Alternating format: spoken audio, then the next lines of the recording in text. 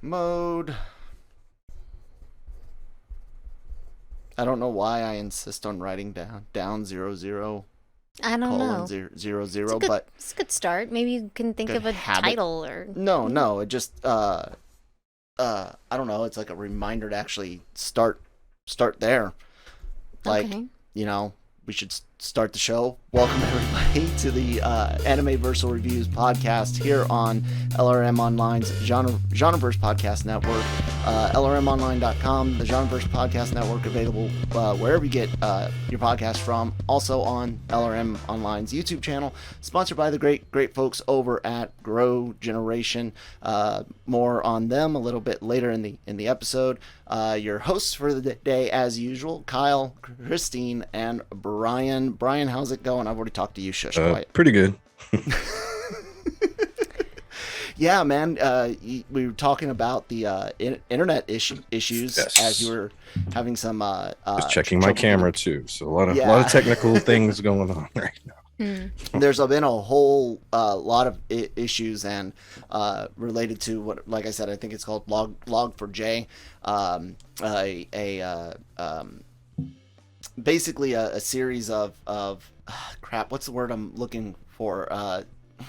Vulnerabilities, and they were taken advantage of, and then the patch didn't work and actually had its own vulnerability. Said a lot of people had to patch their patches, and yeah, it's been a lot of fun. So those out there that may have experienced some issues on LRM's mobile page specifically, as well as your stuff at work, all that, talk with your system admin and Google the current vulnerabilities and attacks that are going on. We're here to talk about Mieruko-Chan, and holy fuck, did they teach us not to judge books by their cover. Like, yes, they did. You wanted to talk about subverting expectations. Joseph Jammer Medina, former editor-in-chief of LRM Online, and done brilliantly. Done real well. That's what that's what I was going to say. This is how you subvert expectations. I guess I'll go ahead and just kind of give a synopsis over what happened. This episode dives all into Zen. Mieruko sees him at school. She decides, hey, I've got to do something. I'm not going to rely on these guardians all the time. Follows him. Sees he has a cat in his grasps, so to speak. He ends up chasing after her after she runs away with the cat, and gets hit by a car trying to save the cat. And we learn basically he had an abusive mother, which Christine, as soon as we see that opening scene with the mom not necessarily being the nicest person in the world, she's like, I wonder if that ghost is the mom. So credit Christine. Thank you. And then we learn that he has basically someone has been around his area killing cats. His mom, we assume, killed a cat. they all but say it and show it. That he was caring for as a child. He's emotionally scarred. Mieruko faces down with the mom ghost, so to speak. Guardians come and save her. That's her 3 times. End of that episode. I was pretty freaking floored by it. I can't remember who went first last time, but I'll let Christine go first this time because she's here. I have to deal with her, Brian. Okay then. Yeah. The episode was really surprising. It's like every time, like I would judge something and be like, oh, I'm wrong. Like starting out, like, you have this feeling because it's in the perspective of, or the eyes of Miko. So, what she thinks and feels is what is being shown. Mm-hmm. So we see bad guy. He's got to be a bad guy, right? So then you see his past, and it's like, oh, so this is how he becomes a killer, right? But it was kind of like, as I was watching it, I'm like, usually people who abuse animals, they tend to escalate. Mm-hmm. They don't just stay there. They just start off as kids, doing stuff like that. So it was one of those that I was like, I'm kind of wondering about that, like why cats in particular. So there was that, and seeing him being abused, I'm like, yep, this is the makings of a serial killer right here. This is how it happens. So then I thought, this guy's bad guy. And yeah, I guess I'll stop there so then we can get to Brian, unless you want me to just do the whole thing. Just kind of your whole initial reaction. Not, okay, you don't have to go beat by beat. Okay, yeah, because it was just like every time I'm like, oh, I'm wrong about that, and now I'm wrong about that. But like in a good way, you know, because it's like, you know, normally we judge things like, you know, how we see things, but this is Miko's thing, so like we're judging because she is. So it's like at the end, it's like, oh yeah, okay. So yeah, I dug it, Brian. What were your thoughts on this episode, man?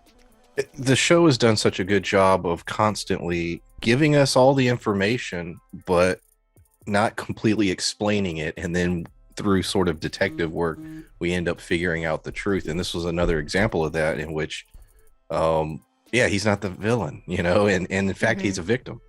And the whole aspect of, we thought he was the antagonist, but he's not. But it leads to her figuring out more things about how her power works. Obviously, like you said, the three, you know, the episode ended on a cliffhanger, essentially, because we didn't see the final part of what was happening with the Guardians. I don't believe any other episode's done that. Nope. But yeah, no, I just love the her slowly uncovering the truth and putting it all together herself. It's like the last two episodes, she keeps figuring more and more out about how everything's operating, you know, finally. The first part of the series, she was just very scared and she's just trying to survive, get through it. Now she's trying to figure out how she can help live, do things, like be a part of this, because it's a part of her now. So yeah, I've been enjoying that. Very, very, very interesting. I also love how they completely tease you and put you in the show as Mieruko, where she's like, you know, she says it herself, which is why I said it. You don't judge a book by its cover, and it's just so creative and refreshing. And I know it's been done 100,000 times before, but not necessarily always like this. It's really cool to not be spoiled looking at you, Sony, letting the whole cat out of the bag for No Way Home, but like, not only that, but we benefited from not having, you know, researched the manga. No one spoiled in the comments. Thank you guys. Leave comments, like, share, subscribe, all that good stuff. And then I was just, it reminded me of the earlier episode where she helps the older lady with the safe combo. Like, we had mentioned a while ago, oh, is this the direction that this is going to go down? She's going to help people. And again, we're kind of getting a taste of the potential for that, but also teasing the, you know, bigger spiritual world connection, where they don't necessarily have to go down the route of her being a spirit detective, Brian, but you know, it could also go down a more personal route, or it can kind of do both, where she's trying to benefit, you know, help other people, but she herself is going on this really cool individual personal journey. I'm excited about that. Brian, when it came to Mommy Ghost being attached to him and kind of, I mean, you've worked with kids. You and I have worked with teens and young adults. Me, you know, dealing with 17, 18-year-olds coming into the army, and once they were in the army, when I was still on the line, we've seen people with parents where we're just like, oh God, if they're like that out in public, I can't imagine what it's like at home. So, like, kind of just take us what you thought for the Zen character dealing with his mom, man.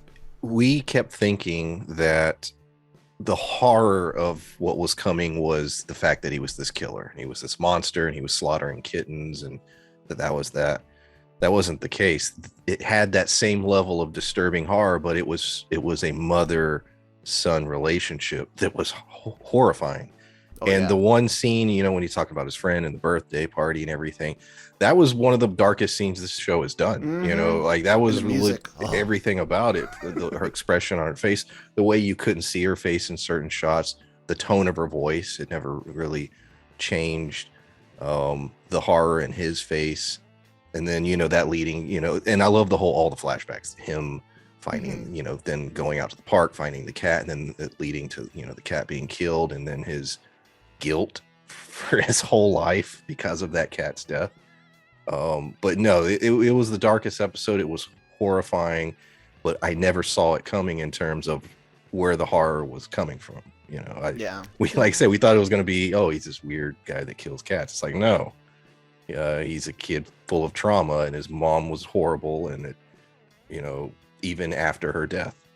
Yeah, even that way with the idea of emotional and mental abuse that you can't necessarily get in trouble for. You know what I'm saying? Like that. I mean, yeah, you could if the kid goes to the right people, get but those get help. But those types of attacks on people, especially kids, often go unnoticed because there's not necessarily a bunch of physical abuse. The kid might be striving to do well in school and do well in public, so they don't get in trouble at home. So for all outward appearances, the person's not in trouble, and they carry all of that with them. Christine, you kind of saw, you saw the potential for the mom character right there before I could even process what I had just seen, because like Brian said, it was horrifying. What'd you think? Yeah, I mean, because as kids, you don't there's a lot of things that you have to be taught as a child, and something that's so important to teach children is how to ask for help. And if they don't know, they're not going to do it. So I've been in situations where bad things have happened, and I never reached out because I never thought to do that. I'm sure a lot of kids, a lot of you adults watching, I'm sure you've dealt with that as a kid. So, that makes sense. And then also, for anyone, they're thinking, they can't help. If they do have that knowledge, it's not enough to, and then it's also the unknown of, okay, if I get taken away, is it going to be worse?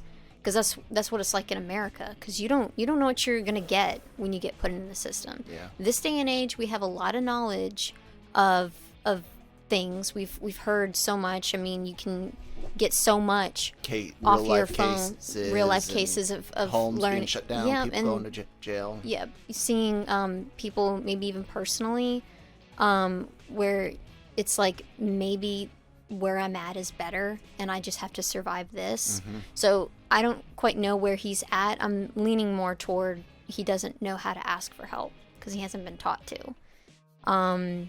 So, it's rough. And then, seeing that, like, my judgment was, yeah, he's probably going to be a bad guy because of it. And it's not always the case, where you're mistreated as a kid, you're abused as a kid, where you're going to turn out bad. Yeah. But, it does happen. So, of course, we have that judgment watching it.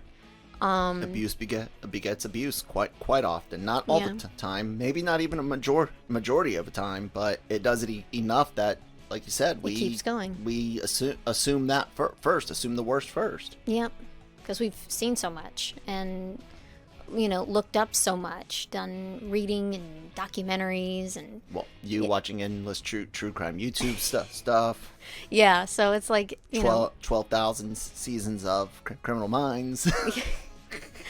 But yeah, like we've seen that, we get fascinated by certain things, and we do expect the worst, like you were saying. So yeah, it was just my thought. And then like I saw like the dead eyes of the mother. I'm like, is that where he gets it? And looking later on, I'm like, it's because she's inside him, and probably that weight of him, of her being attached to him is giving that. So I'm wondering what the next, what we see next is going to be. Like, maybe it's going to be like spirits lifted, like this weight gone. So yeah, I'm fingers crossed. I'm wondering how much, and I have a feeling, I have a feeling that there's nothing lost in this show. I think I said this last week, like I want to go back and re-watch this stuff and be like looking for clues and hints and all sorts of things, because I don't think there's a frame wasted in this show. And yeah, I do. I want to go back and just, I'm really impressed about what they've shown us so far, and really curious about how this season's gonna wrap up, and pray to God that it is as popular as our commenter said a couple weeks ago, and that we do get a season 2. Otherwise, I will be having to pick up the manga, because this is just a really fun story. With that, you know what else is really fun? Words from our sponsor, Grow Generation, which we will take a word from right now, guys. Grow Generation, where the pros go to grow. The Grow Generation commercial team is armed with industry-leading professional consultants. Grow Generation's team will help you fully manage any size or scale project. They offer turnkey facility designs, cultivation room design, and on-site project consultation. Go to www.growgeneration.com, where the pros go to grow. And thank you guys so much for sponsoring the episode. Grow Generation, link in the description box. You guys have been with us for a while. Really do appreciate it. Going into the what we see at the end is Mieruko, when she kind of works it out after speaking with Zen. She confronts the mom ghost, so to speak, you know, looks her right in the eyes, says, leave him alone, you know, and then runs out of the room, so that way she can, you know, either, we don't know what her plan was after that, you know. I've got a plan, ready, get her. And that's what it was, right? Yeah. So she runs out, and then the ghost, ghosts. yeah, I know, the ghost gets busted up by the two guardians, and she just remembers three times that she even foreshadows not wanting to necessarily use the guardians. You know, at the beginning, she's like, "What if there's monsters afterwards?" And that's when she's like, "I'm gonna go catch Zen in the act, and call the cops." Yeah, she was playing it like I play RPGs. She's like, I gotta hold on to this weapon or this potion. yes, that X potion in Final Fantasy VII, when you're like, you know what, that Gi Guardian motherfucker at Cosmo Canyon, that motherfucker, he's getting this. It's unless you're just stupid like me and you're on level like 40 before you even get there. Oh man, my current Brian, I did start playing through 7 regular again, and I'm at like level 20 heading into the Shinra building. Yeah. And there went the plot of our show. Anyways, so the final fight goes down just like I said, and I almost wonder if she's gonna have to pay a price for this. Maybe, and this is just a thought, and I've got one more theory. We're kind of going, you guys can talk about the fight itself, and then where you think it's going to go afterwards. But I'm wondering if there's also a price to pay for their help. Her prayer was one thing. I'm not sure if there's going to be some sort of an indebtedness for more help, so to speak. Like is there a way to get more help? Is she going to enter into a Guardian's devil's bargain, so to speak? And then the other curiosity I have going into the next episode, here we are, could they potentially do a double back where it's like, oh, we now assume, nah, this guy's good and great, and he's like, yeah, I don't kill kittens, but I fucking kill kids, and slice his Hana's throat or some shit. Do you think they're gonna try to do anything that crazy, or no? Where do you think it's gonna go, Christine?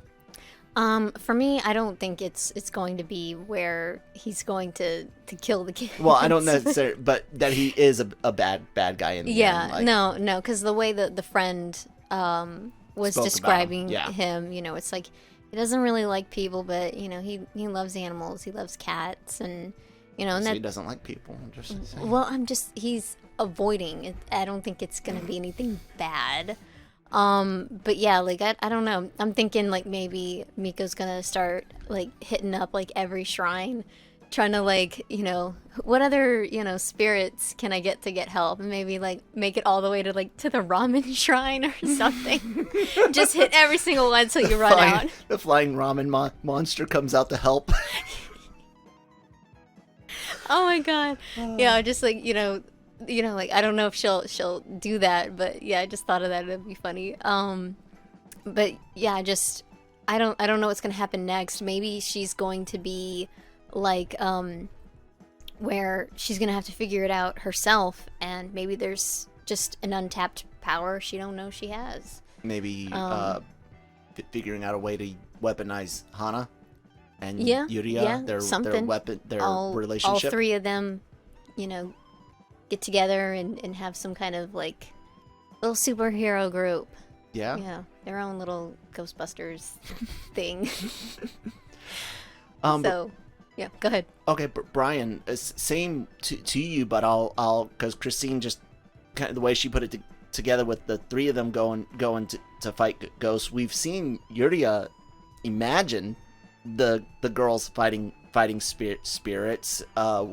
Is that a potential that you see, or some you'd like to see, and all that other stuff I asked her? Yeah, I don't think there's enough time to build another big bad, or to even have a big bad at this point. I think it's going to come down to her figuring out how things work, and sort of a ultimate sort of prologue for hopefully a season 2. And the idea of them coming together and forming a little team, that'd be cool. I don't know if there's enough time for that even. My assumption, I meant like in the future. Yeah, I was thinking future my too. assumption is somebody's going to come to her, whether it's the old lady from earlier, specifically her. I think somebody's going to come to her and be like, hey, this is what's going on, and help her. That's my guess, is how where this is leading. I also wonder, whenever these big battles occur, because I'm assuming there's more people like her, and I'm assuming that when those battles happen, does anybody see them or sense them or feel them, and maybe somebody's going to come see her? I don't know. Like I said, there's not a whole lot of time left. So the senpai for next season. Yeah. Which could be the old lady. I like that idea, Brian. That one's interesting. Like maybe she's done some research, and here, let me give you this information. Now I'm gonna send you off. Or go she'd fight. Be like, I was running because I didn't want to deal with it, but I'm tired of running. She comes back. Yeah, I could see something like that.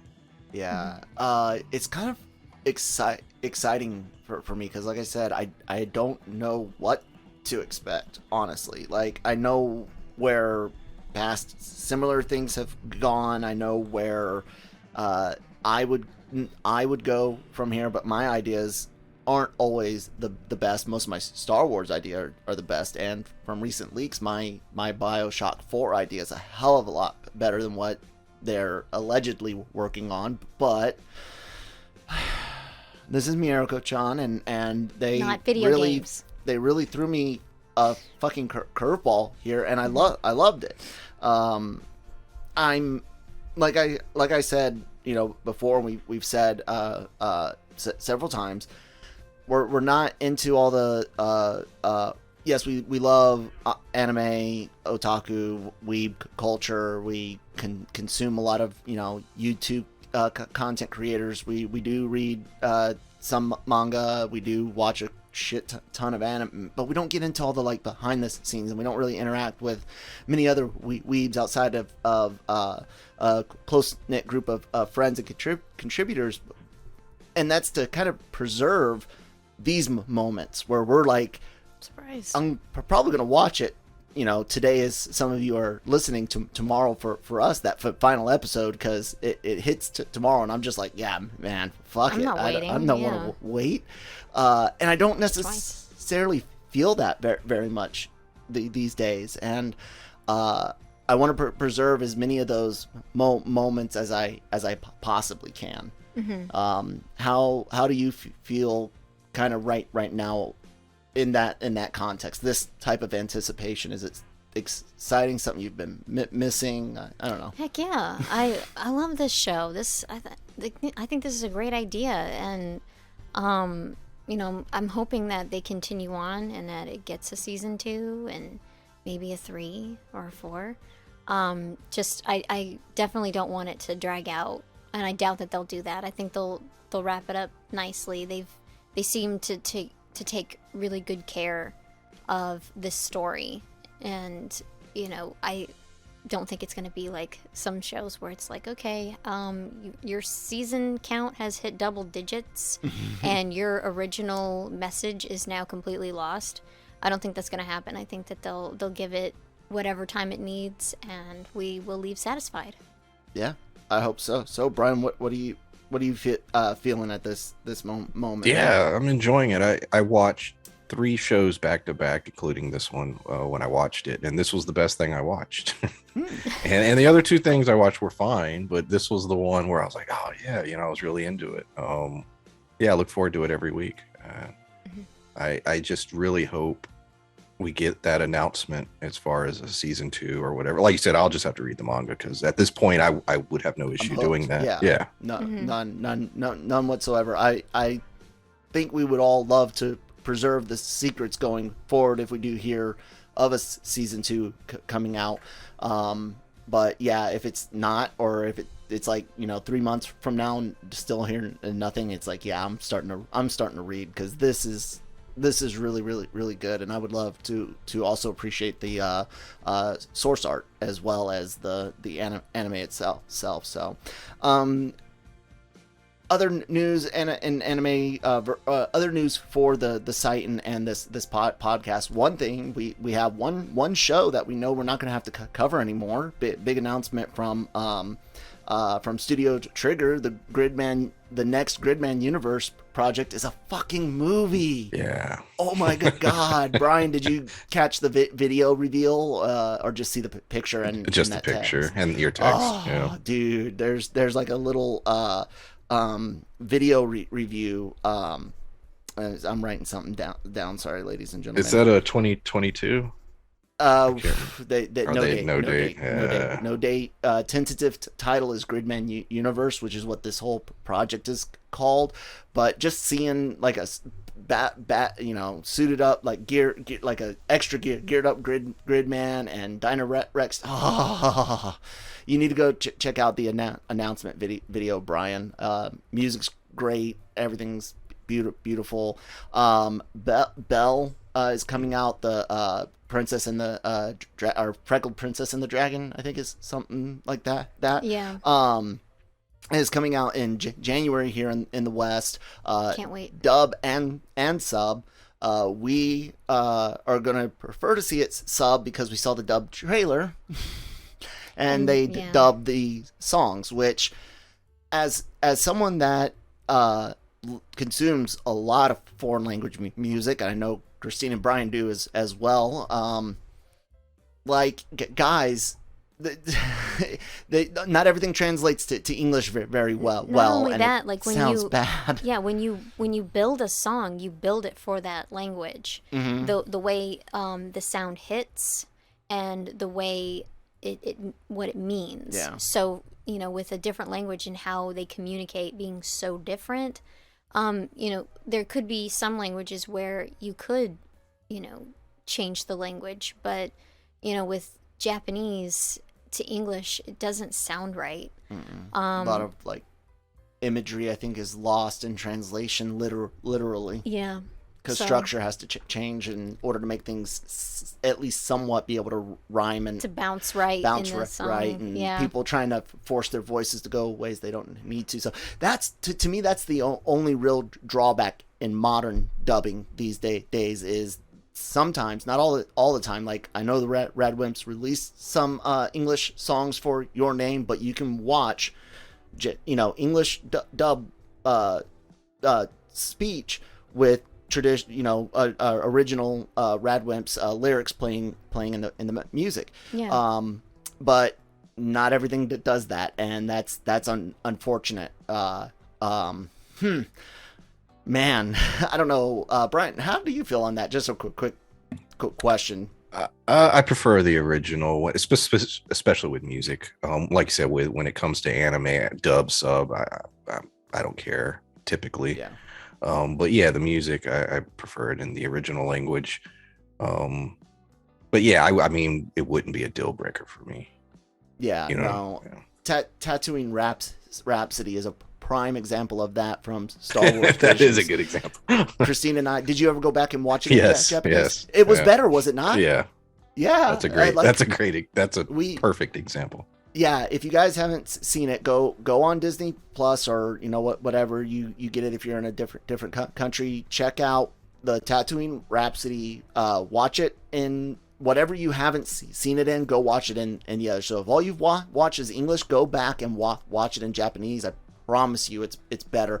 And if you've watched it in Japanese, go watch it in English so you can appreciate Just how great it the is. music that you guys have. So yeah.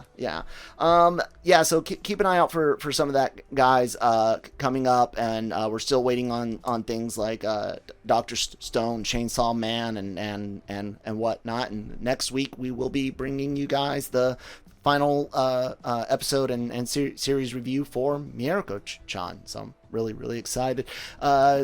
Follow us on our social media. All that's listed down below at LRM _exclusive at